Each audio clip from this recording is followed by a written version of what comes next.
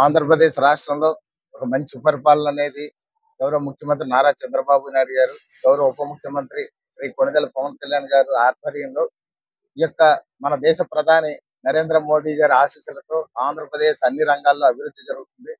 దానిలో భాగంగా ఈ రోజు ఆంధ్రప్రదేశ్ రాష్ట్ర ఉప ముఖ్యమంత్రి వర్యులు శ్రీ కొణిదెల పవన్ కళ్యాణ్ గారు ఈ యొక్క ఉభయ గోదావరి జిల్లాల పర్యటనకు ఇచ్చేశారు.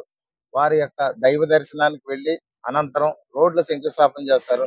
గత ప్రభుత్వ హయాంలో ఎక్కడ కూడా ఎలాంటి రోడ్లు కూడా మొదలు పెట్టినప్పటికీ ఈ యొక్క కూటమి ప్రభుత్వం ఏర్పడిన తర్వాత ఒక్క ఎంజీఎన్ఆర్జీఎస్ తోనే ఇప్పటి వరకు 5,000 కోట్ల రూపాయలతో మనం రోడ్లు పూర్తి చేయగలిగాం.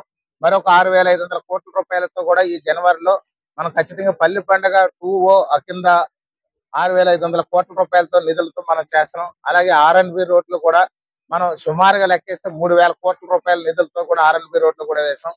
అందులో భాగంగానే మా యొక్క జనసేన పార్టీ అధ్యక్షులు గౌరవ ఉప ముఖ్యమంత్రి వర్యులు శ్రీ పవన్ కళ్యాణ్ గారు ఈ రోజు రాజమండ్రి ఎయిర్పోర్ట్ కి విచ్చేసి ఇక్కడ రోడ్డు మార్గాన జంగారెడ్డిగూడెం వెళ్లి అనంతరం పోలవరం నియోజకవర్గంలో కొన్ని గ్రామాల్లో కూడా రోడ్డు శంకుస్థాపన చేస్తారు.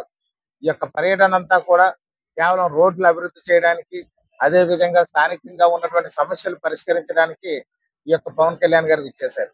అదే విధంగా రేపు మన రాజానగరం నియోజకవర్గంలో ఈ యొక్క civil supply minister Shri Nadendla Manohar గారు కూడా ఈ యొక్క పర్యటన ఉంది. రైతులకు ఉన్నటువంటి ఇబ్బందులు ఏమైనా ఉన్నాయా, ధాన్యం కొనుగోలులో జరుగుతున్నటువంటి ఏమైనా అవంతరాలు ఉన్నాయా, ధాన్యం కొనుగోలుదారులకు డబ్బులు చెల్లించడంలో ఏమైనా ఇబ్బందులు ఉన్నాయా, గోతాలు ఇవ్వడంలో ఏమైనా ఇబ్బందులు ఉన్నాయా, అదే విధంగా సొసైటీలకి చెల్లించే విషయంలో ఏదైనా పెండింగ్లు ఉన్నాయా, అన్నిటి మీద కూడా వారు దాని మీద విస్తృతంగా కూడా మాట్లాడబోతున్నారు. దాన్ని అంతా కూడా రైతులకి ఇది రైతు రాజ్యం అనే దానికి నిదర్శనంగా ఈ యొక్క నాదెండ్ల మనోహర్ గారు లాస్ట్ ఇయర్ కూడా కోరుకొండ మండలం జంబూపట్నం ఇచ్చేసి రైతులందరితో కూడా ప్రసంగించడం జరిగింది. వాళ్ళతో కూడా మాట్లాడి వాళ్ళ బాధలు కష్టాలు ఏమున్నాయో తెలుసుకోవడం జరిగింది.